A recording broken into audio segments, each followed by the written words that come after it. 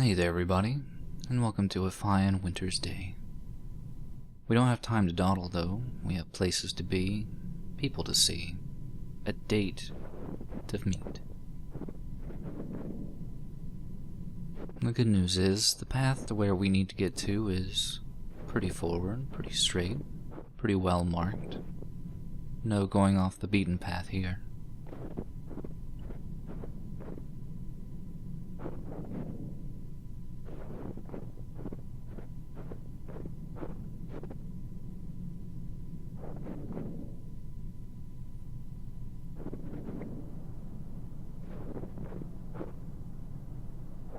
Just a lovely short walk through the snow to that windmill in the distance.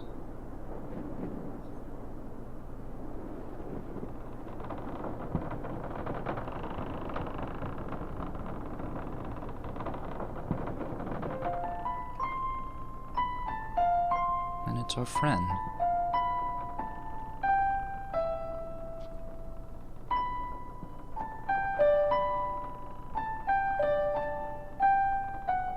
We didn't mean to keep you waiting for so long.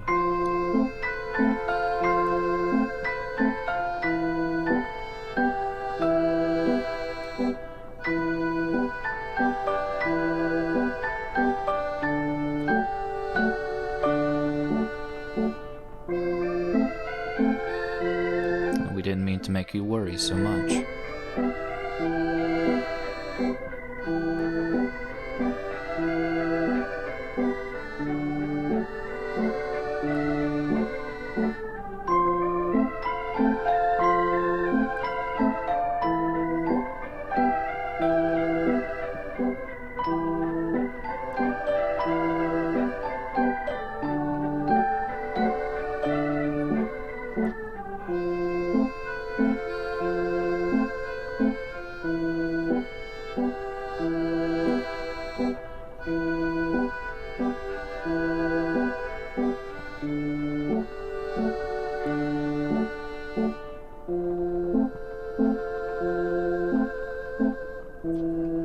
But we shouldn't ruin the new year.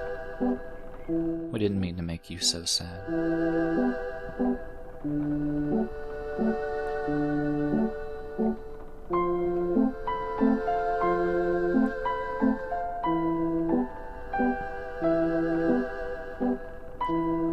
But there's really no helping the situation. I guess we should probably just head home.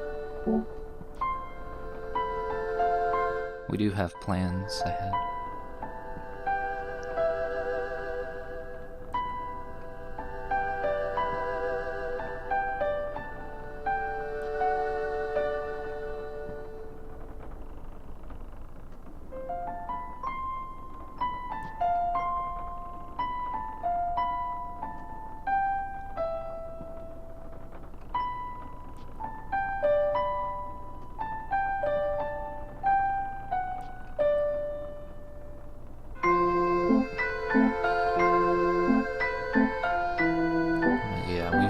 Had a stressful day so far, so let's go ahead and head home.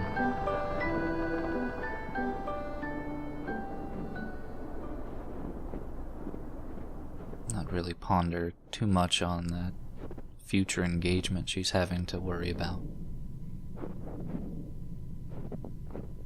And hopefully not give too much thought to this year walking she mentioned.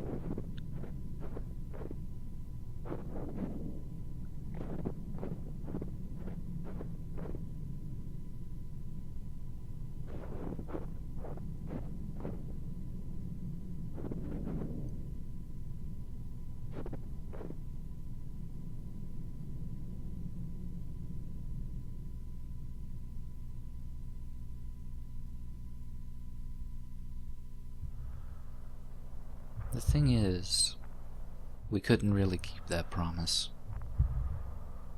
We have plans. Plans for the end of the year.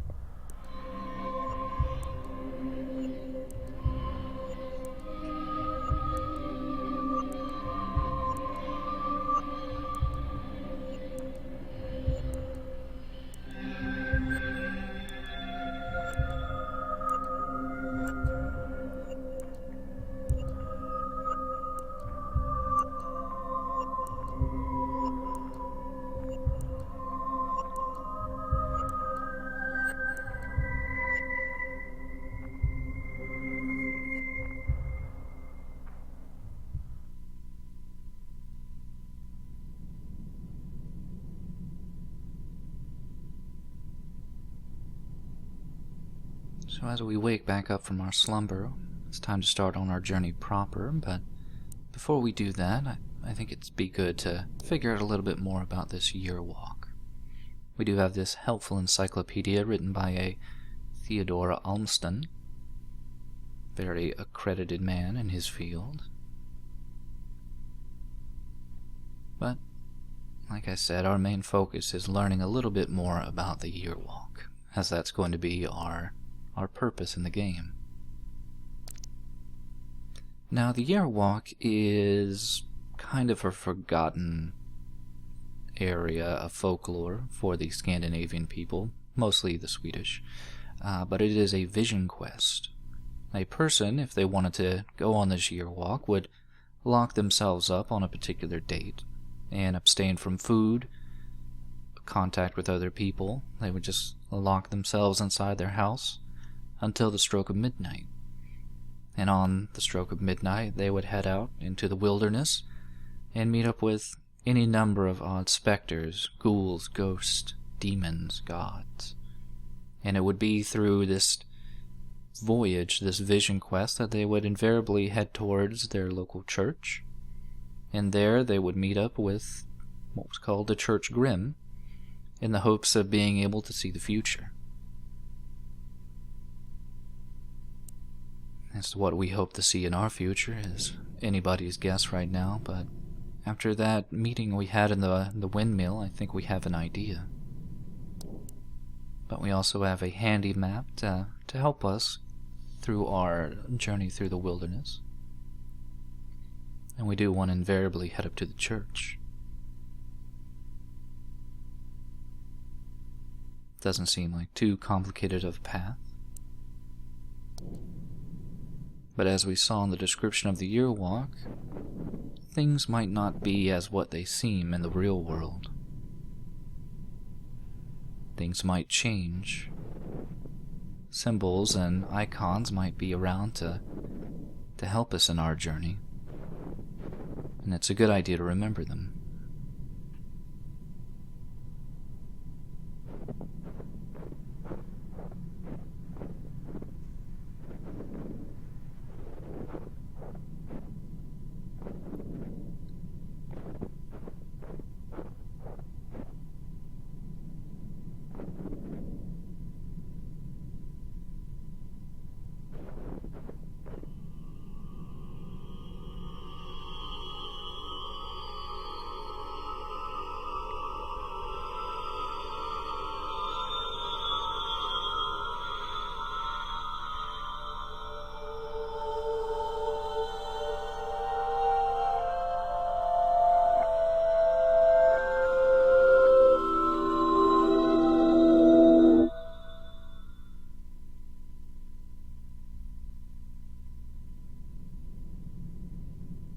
But it seems that the gates to the church are locked, and we are visited by a vision of a key and a floor-covered woman. And that woman is the Huldra,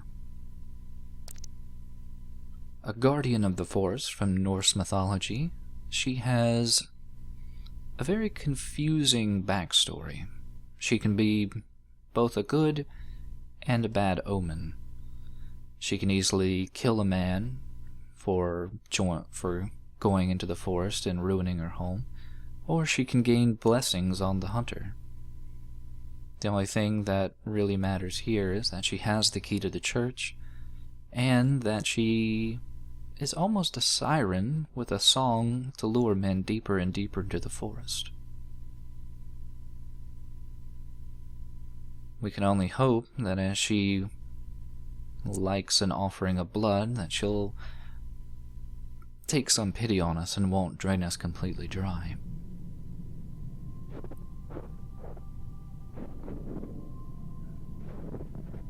As of right now, we have no real clue where she might be, perhaps in this shed.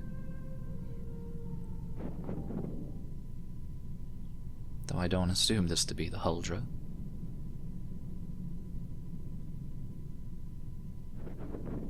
Never hurts to explore, though. Because everything that we're seeing, everything that we're hearing, is going to be important at some point.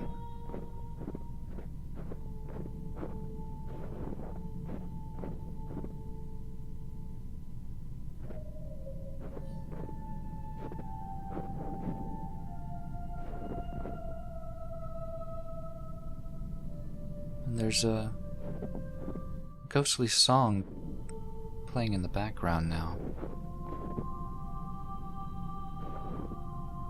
It gets stronger as we go in certain directions and softer as we go in another. So we want to follow that song. Meet the Huldra.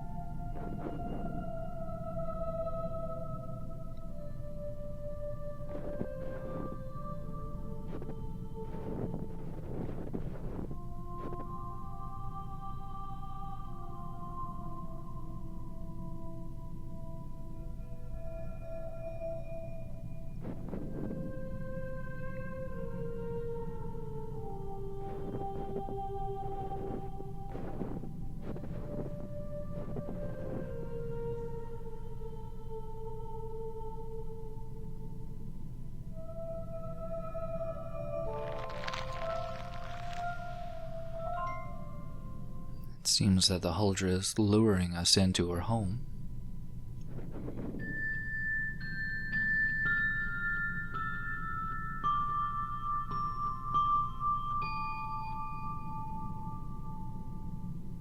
But our access is not so easily gained.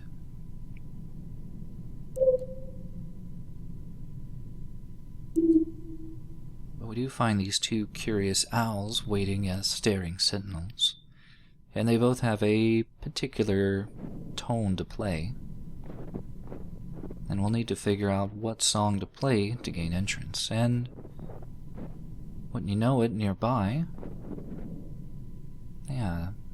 there's this shack with these two birds, and this doll we can manipulate via the head. Now as we turn it, we notice that the head will go further and further down. So what happens if we screw it all the way in?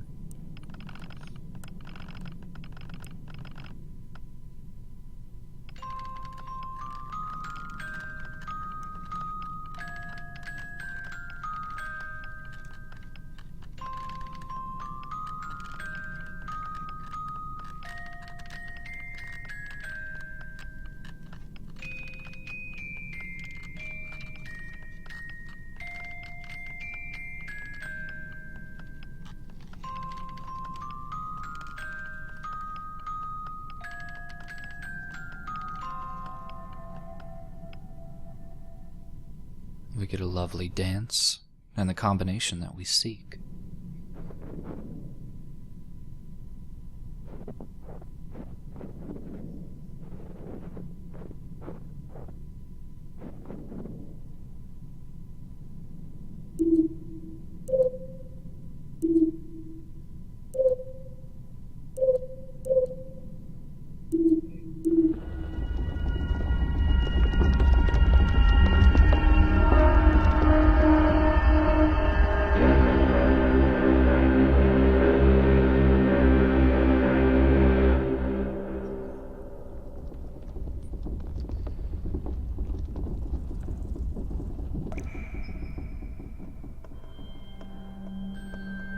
But inside the Huldra's domain, we find a wood of infinite darkness. Where do we go? How do we reach the Huldra from here? And we find that there are paths, and some of the paths hold a song.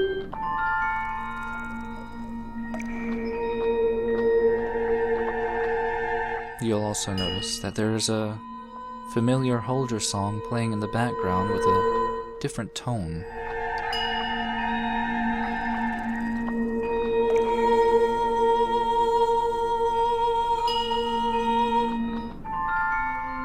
And we want to find the tone of the path that matches the tone of the background singing.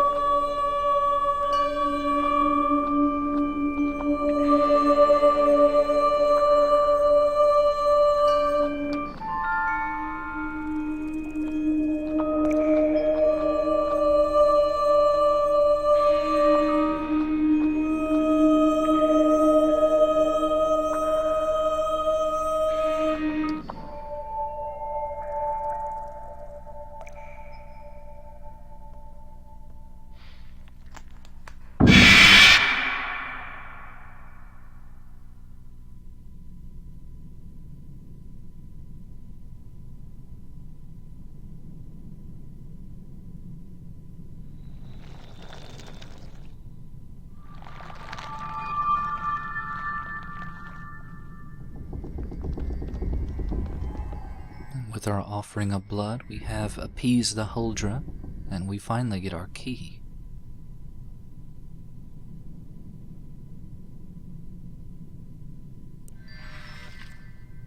But that Huldra tricked us. The key was nothing more than a watery illusion. But that is our clue to our next destination. As we look at the map, there is one central location that focuses on water, and that's down to the far south here, the brook.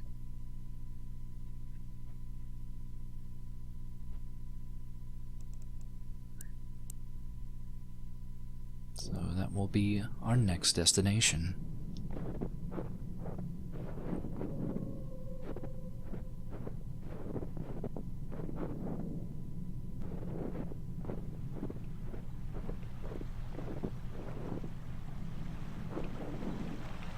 It's just a quiet lapping brook.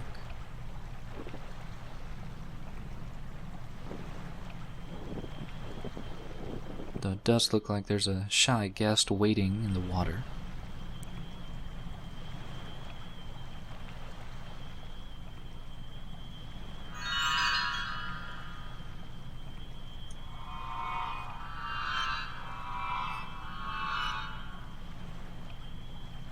And this horse looks like he wants to make a trade.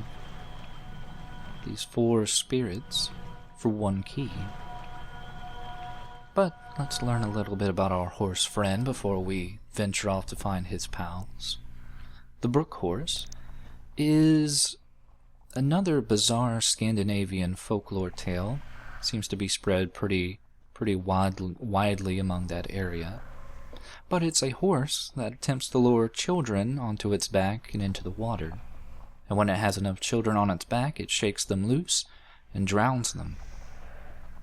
There's apparently a similar folktale about a handsome young fiddler that lures young girls into the water, but more or less it's assumed that this was all just in an effort to keep children away from the rushing waters when they could not swim.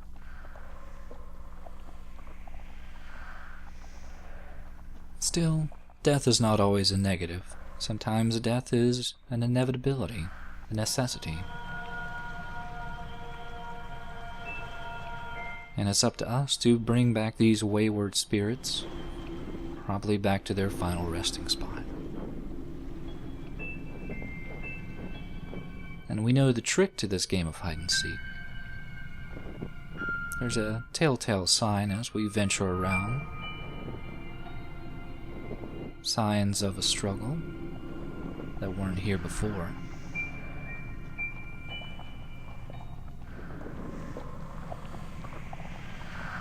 And we find a small puzzle blocking our way into the kiln.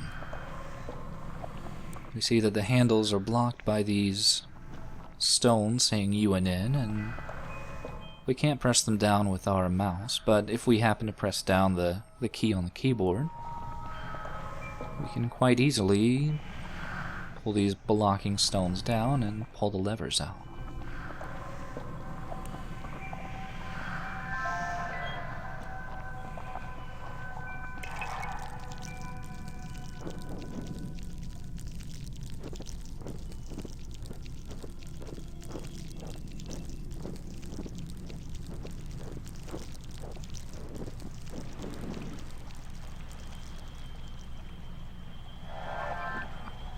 One down and 3 to go. Now, the rest of them take a little bit more effort to find, but we now know the signs that we're looking for. Blood spatterings and tiny wailing noises. Sometimes, though, it's just maybe good to keep an eye out for things that weren't here before, like this wagon.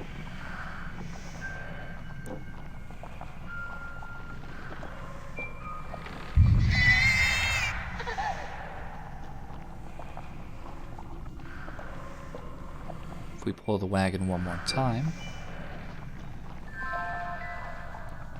find our second spirit.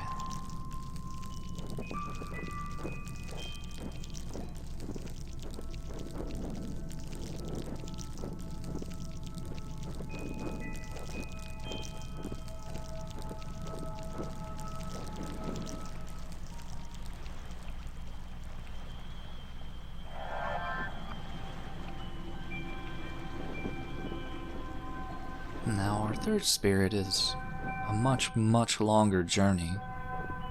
Requires us to head up north, up to the mill.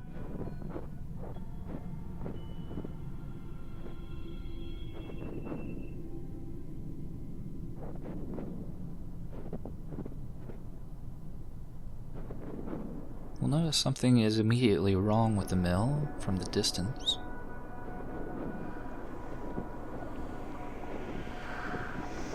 Even among the blood, we see that the blades of the windmill have stopped. And it's up to us to get them going again.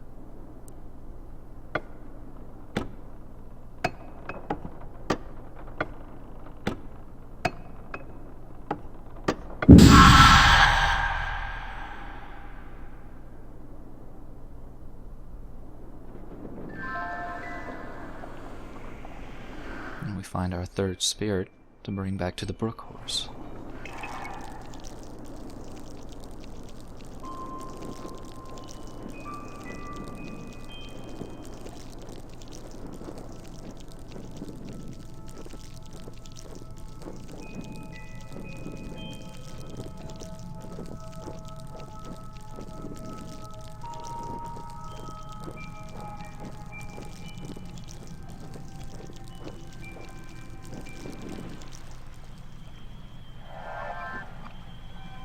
Now for our final missing spirit. I have been a bit amiss in that I haven't looked at the encyclopedia entry for this entity we've been collecting. And it's the myling. The myling is a particularly sad spirit. They are the murdered, unbaptized souls of babies. Their unwed, poor mothers more than likely could not support them, and I guess saw fit that for the best thing for the child was probably to have the child murdered. So sometimes they would find these angel makers, these nice young other women, to take care of their child and find nice homes for their babies. But more often than not, the angel maker would just drown the child. The thing is that this page is just a mess. I don't we can see why.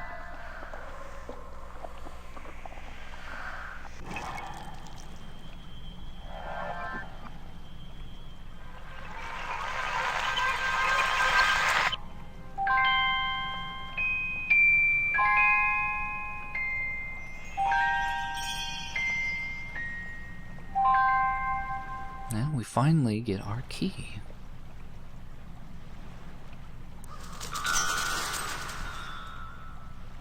The dreaded raven has absconded with it.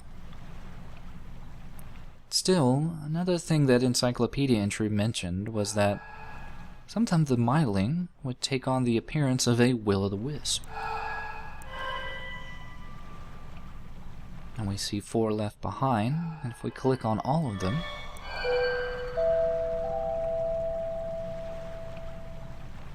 we get our own personal little light source.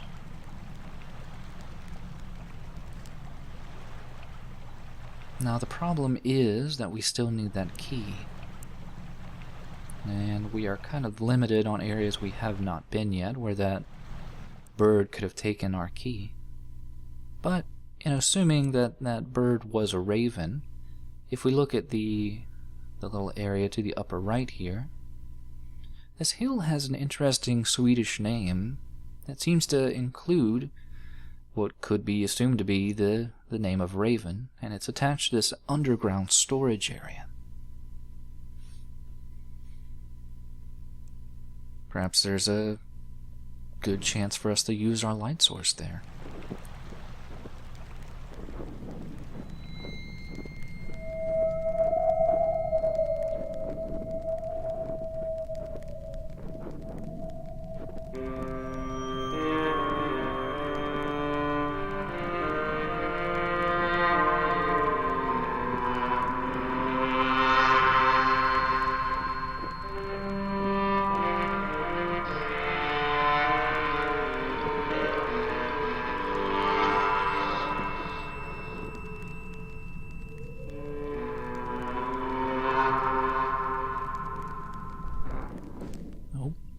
We left our light behind, and we're definitely going to need it to illuminate the darkness.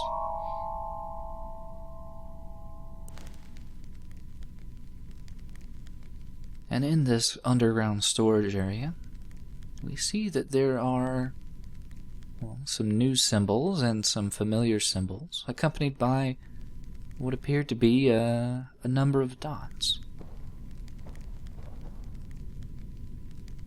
Would be best to keep that in mind as we head forward, but right now we just want to press onwards through this dark, dark area.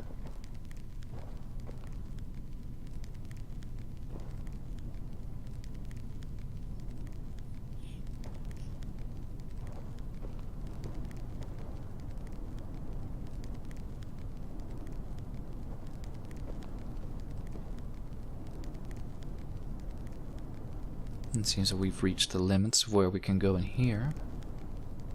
But it looks like the wind is pushing on this wooden area.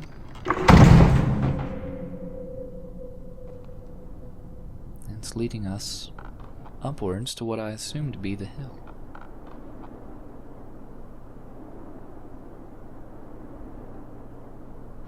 Just a solemn hill on this wintry day.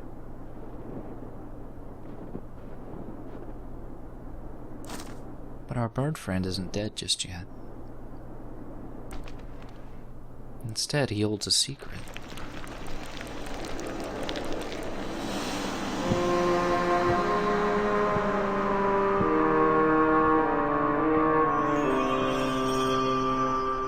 And with that secret, we have finally gotten the key we've been looking for. But we can learn a little bit more about our bird friend, the night raven. Now, as with most representations of carrion birds in pretty much all societies, they are normally linked with misfortune and death, and the night raven is no different. If you gaze through the holes in his wings, you might become deathly ill. If he happens to land on your house, someone might get a fever. If you happen to eat one of its eggs, you're more than likely bound to die. What's most interesting, though, is the reasoning they give for why he might have taken the key. And that's because, as with most crows, magpies, things like that, they have an allure to shiny objects, such as our key.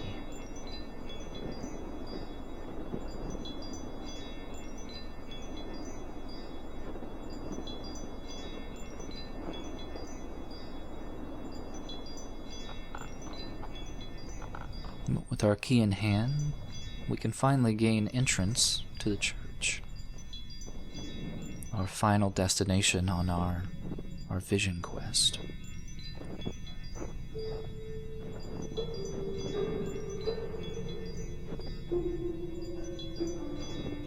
Still, I wanted to make sure and cover any areas I haven't ventured into just yet. Make sure and see all the symbols I needed to see. Everything has a purpose. Everything has to be seen here.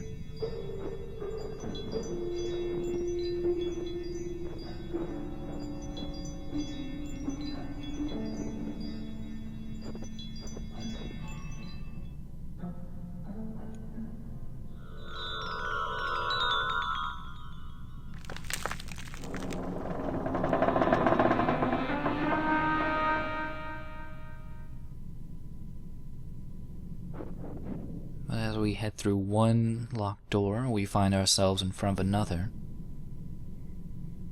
with a set of 4 tombstones with symbols we've seen before. And as we pull the tombstones up, we see that there are up to 4 dots on each stone, and this is why it was necessary to remember the number of dots from that underground storage area.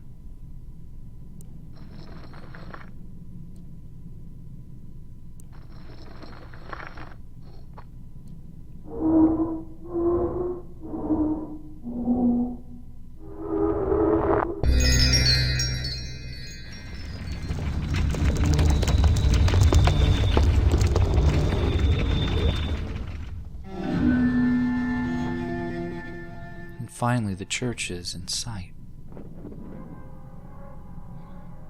But the doors are barred to us. We can walk around the church, but as of right now, that won't really gain us anything. For you see, the encyclopedia entry mentioned that you have to do a little song and dance before you can truly enter into the church. And as of right now, we don't know the correct means to do that.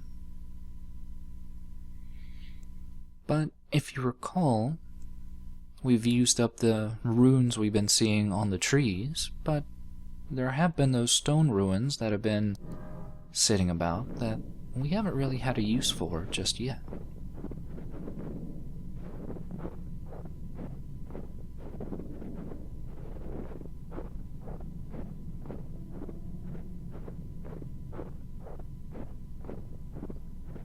And I'm wanting to make sure that I've managed to see all of them. But it is important that you understand the untold legends and icons on the map. What we want to be looking for specifically are the triangles with eyes underneath them. Those are the stone ruins we're going to be using to get into the church. And we have been able to find all 3 of them in our journeys, I think.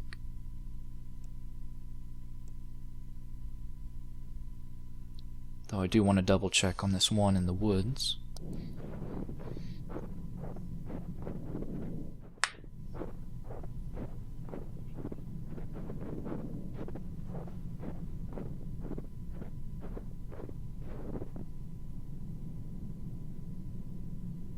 I think we have seen that one, so that should be all 3 that we need.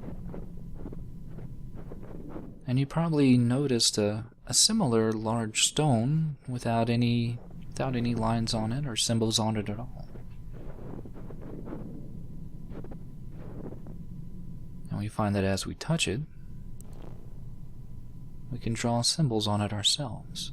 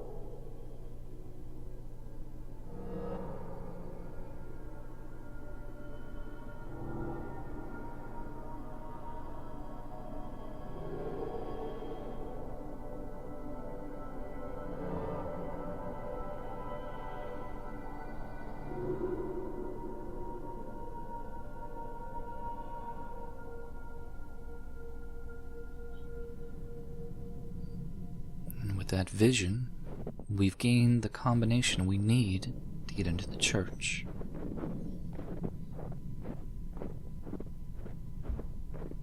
You may have also noticed that above the church doors there were similar arrows to give you some additional hint.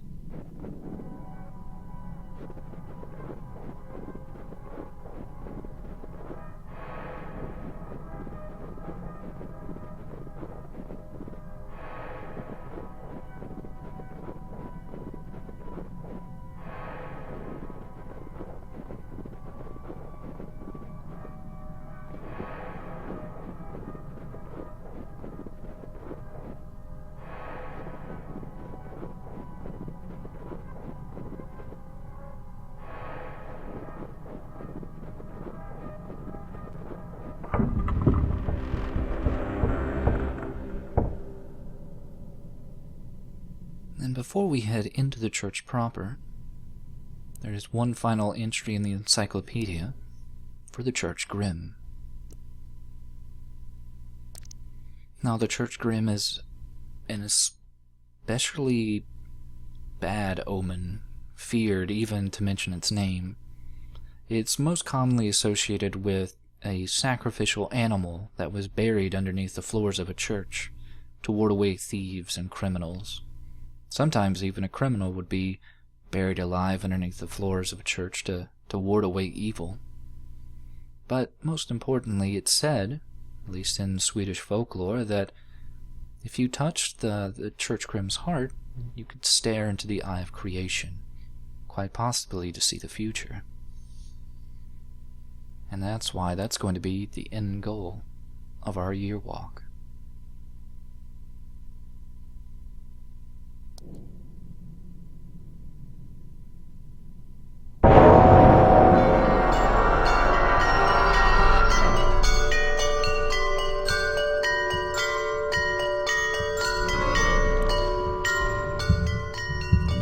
The Church Grim's cloak, we find its infinitely beating heart.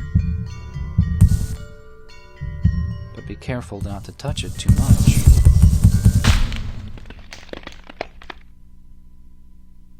Because you just might break into the infinite.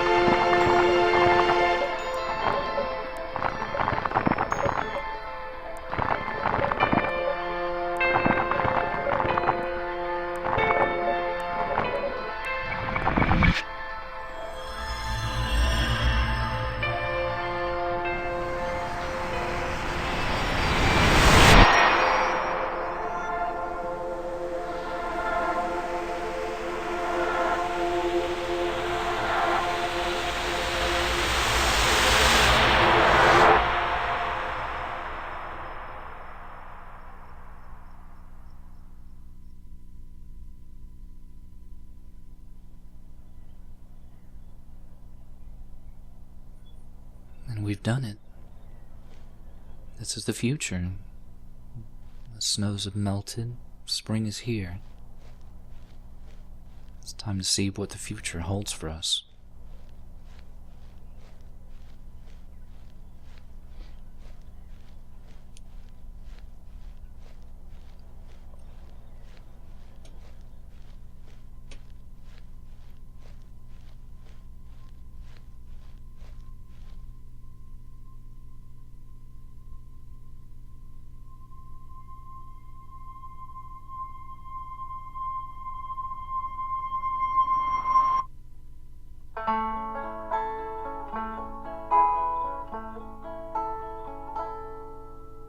Oh, the joy, I can see the light. Oh, the joy, I can see the light. Lo, a burning torch appears in the distance, bright and clear. Oh, the joy, I can see the light. Oh, the joy,